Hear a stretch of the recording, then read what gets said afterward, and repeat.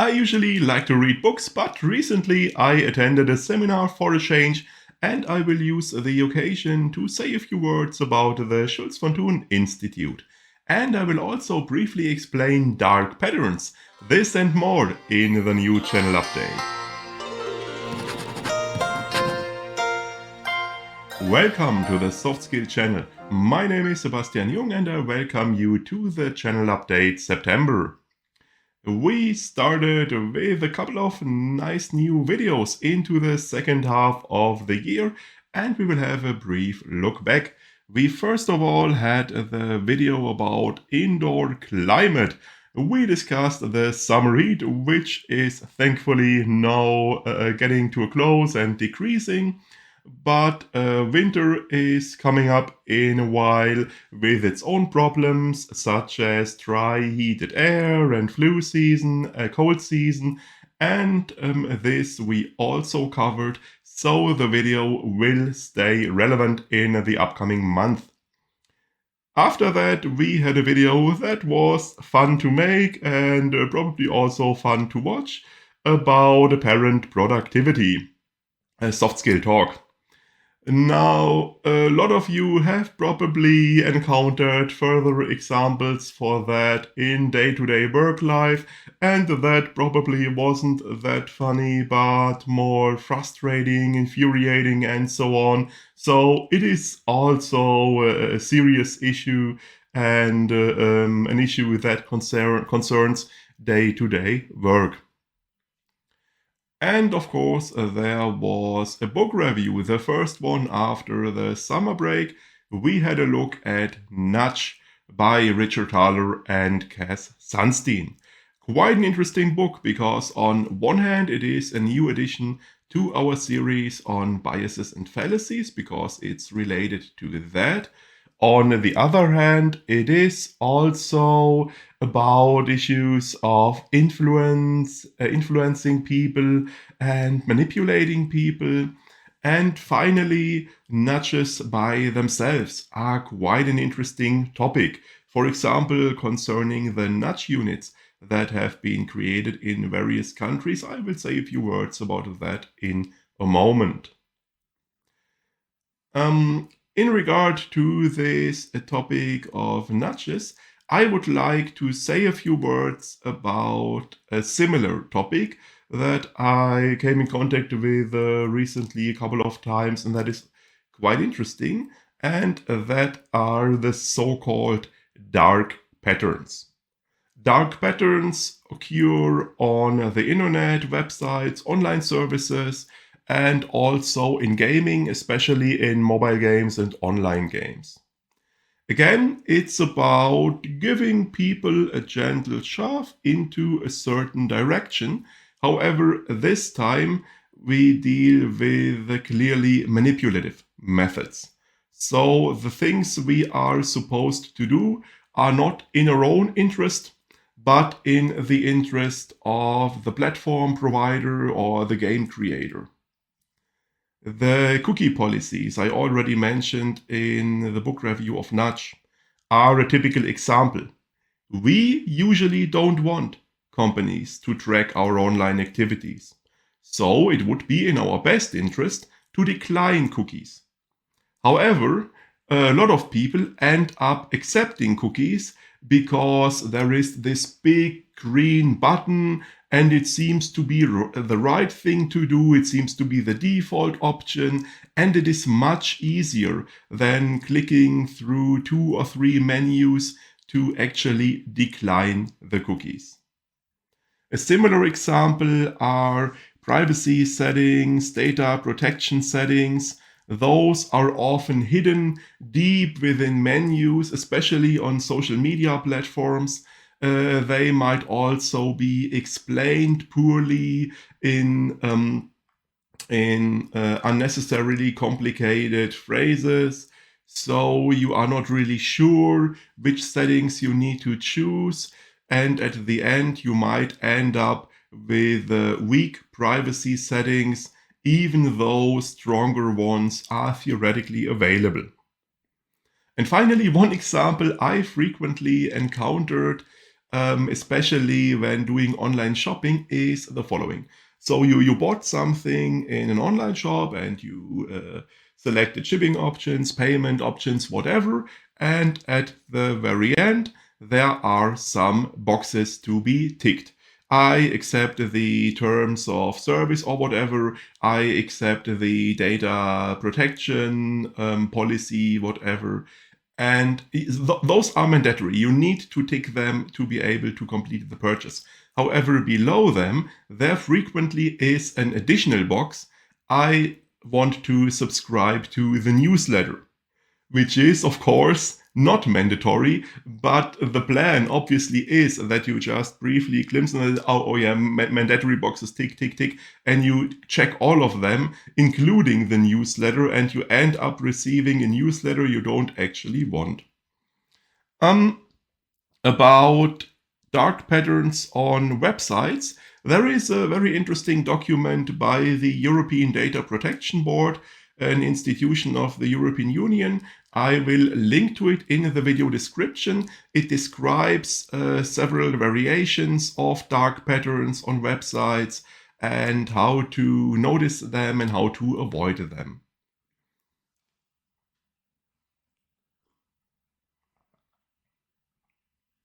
Then, as I mentioned, dark patterns also appear in games, especially mobile games and online games. Now, a brief explanation for those who are not into that topic. In gaming, the traditional business model is that the customer, the gamer, pays money, a lot of money, I have to mention. A current full price game is about 50 to 80 euros, so it's quite expensive. You pay money, you receive the game, and then the transaction is basically finished. The company doesn't care what you do with the game because they already got paid and everything is done. However, in modern days, there are several other variations of business models in the gaming world, and one of them that is especially relevant in regard to dark patterns is called free to play. So you receive the game entirely for free. You can start playing without having to pay any money. But of course, the company still needs to make a living, still wants to generate income. And the first way they do this is by advertising. So free-to-play games often contain advertising. And the other approach are so-called microtransactions.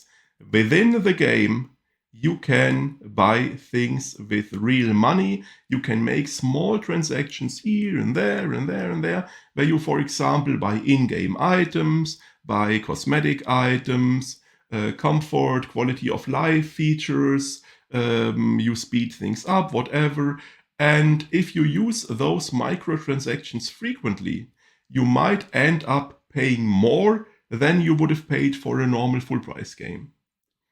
Now, and of course, in this scenario of free to play with microtransactions and so on, we no longer have the situation that the company doesn't care what you do because you already paid, but they have a very specific interest that you play the game as much as possible and that you use microtransactions as much as possible.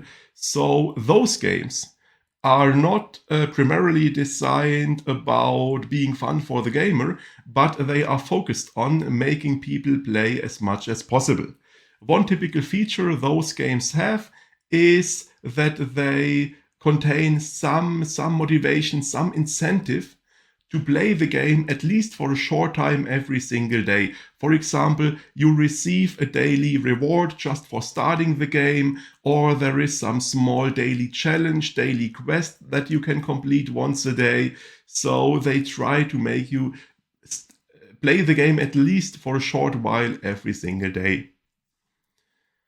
And one example for dark patterns in gaming that is especially prominent, that sometimes appears in the media, at least on the side, are the so-called loot boxes. A loot box is basically a virtual treasure chest that contains virtual things that you can use in the game, in-game items and whatever. And you can buy such a loot box using real money. Now the catch is, you don't know what exactly is in this treasure chest, in this loot box, before you buy it. So it is pretty much a gamble. And this is a problem because gambling, actual gambling, has its own issues attached, such as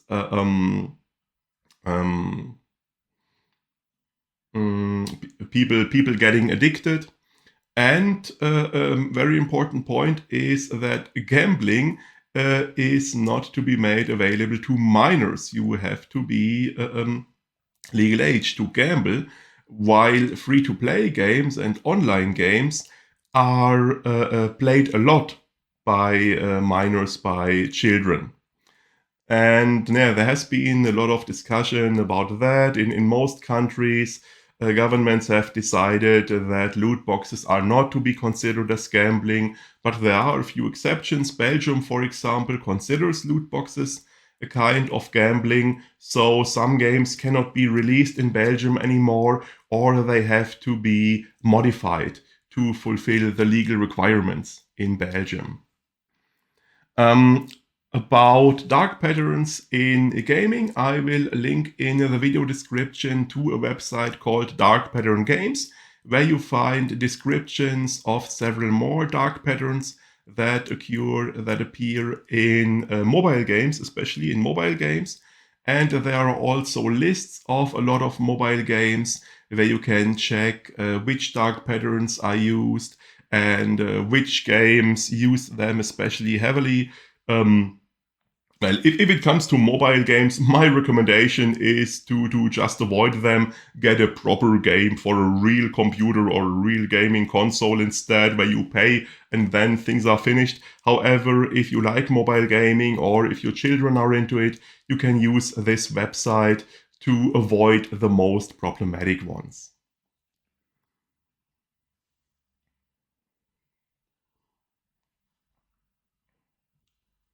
Now, enough about dark patterns.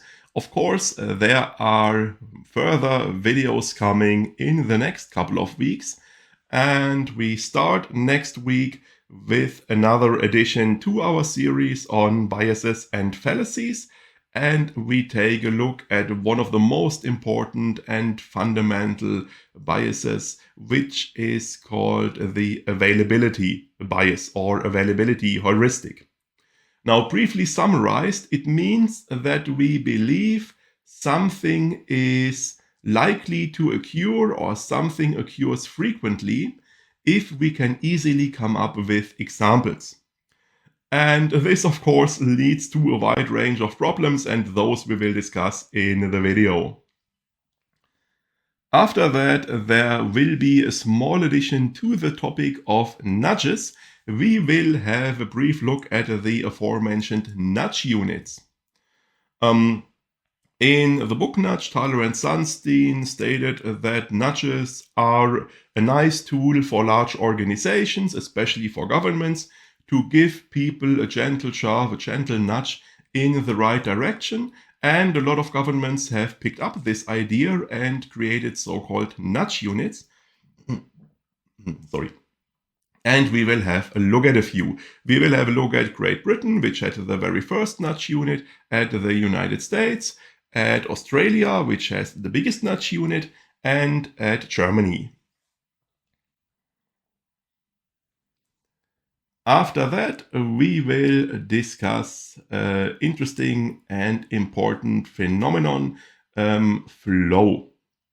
Flow is what you encounter if you are really into an activity, if you are really absorbed, really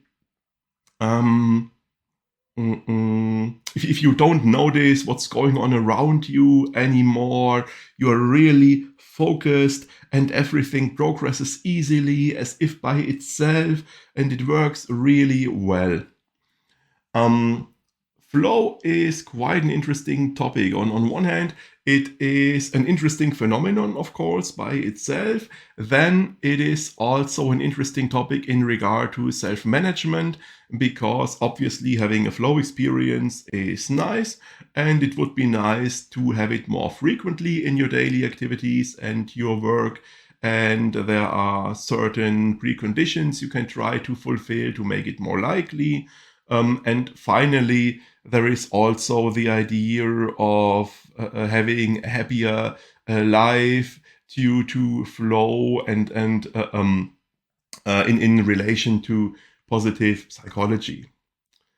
One very important name in regard to flow is Mihai Csikszentmihalyi, a psychologist who has done a lot of research about flow. So it's quite an interesting topic, and we will find out more about it in the video. Then there is the next book review, and there we will have a look at Nonviolent Communication by Marshall Rosenberg. As you might recall, a while back we had a video about nonviolent communication in general, as a video about the method, and as a complement, we will now also have a look at the book by Marshall Rosenberg, at the most important source for nonviolent communication. I think this is a nice and helpful addition, because there are several topics in the book I couldn't cover in the video because it would have become too long, and we will have a look at those. Now, if you are interested in the book, it would be helpful if you watch the video about nonviolent communication first, so you have a basic understanding of how it works, what it's all about, and then it will be easier to understand the book review.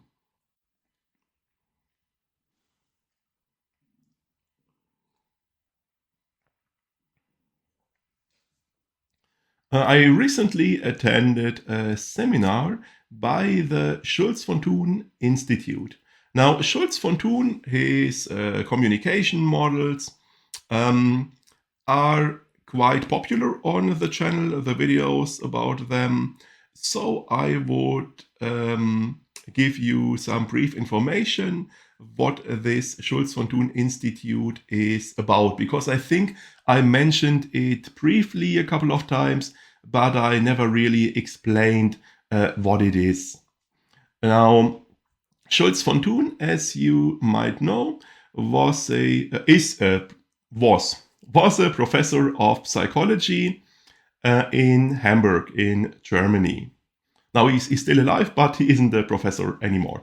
And before he became a professor, he studied psychology in Hamburg under one Reinhard Tausch.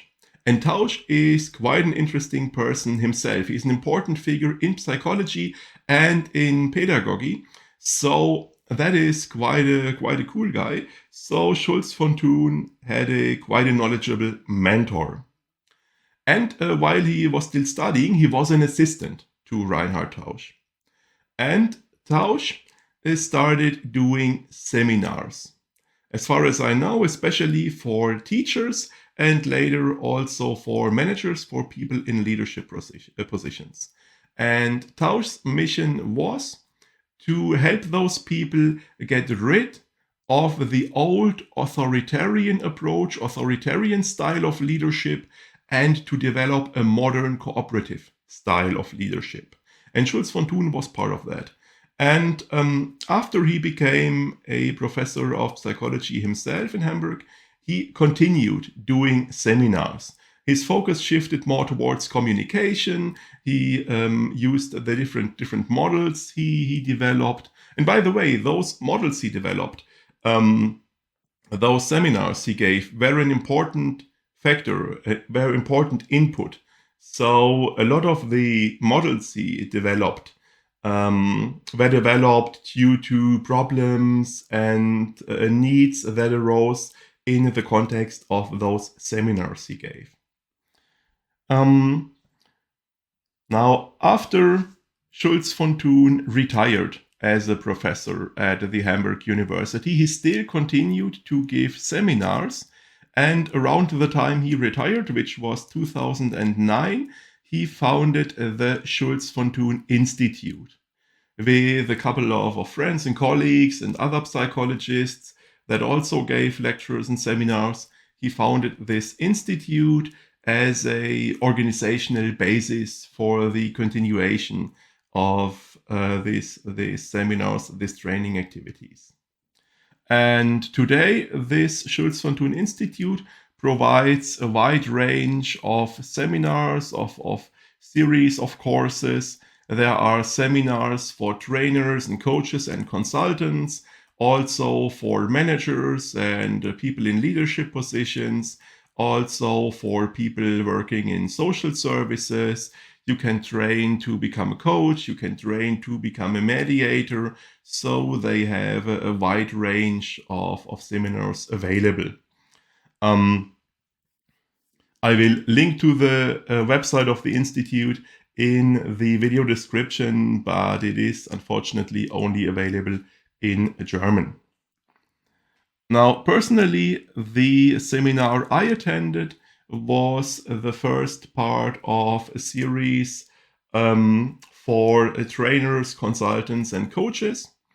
And it was the first part of this series of seminars.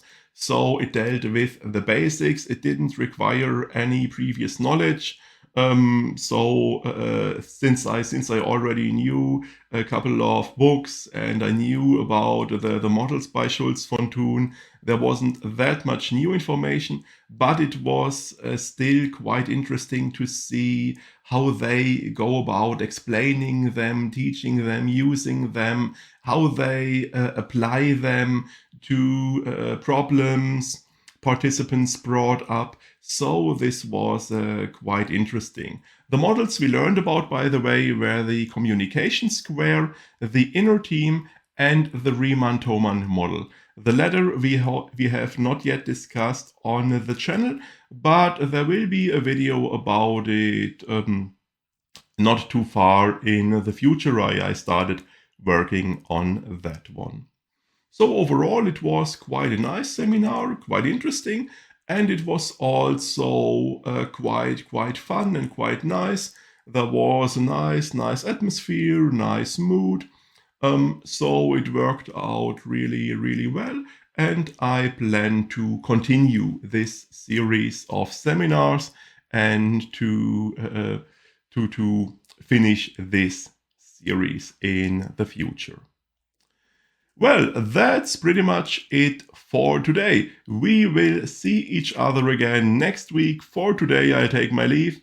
Have a nice day. See you next time.